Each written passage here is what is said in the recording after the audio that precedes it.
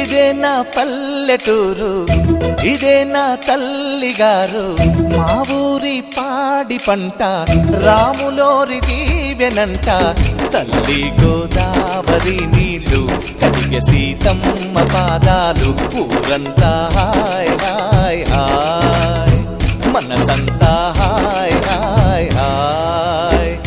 ఇదే నా పల్లెటూరు, ఇదే నా తల్లిగారు. మా ఊరి పాడి పంట రాములోరి దీవెనంట.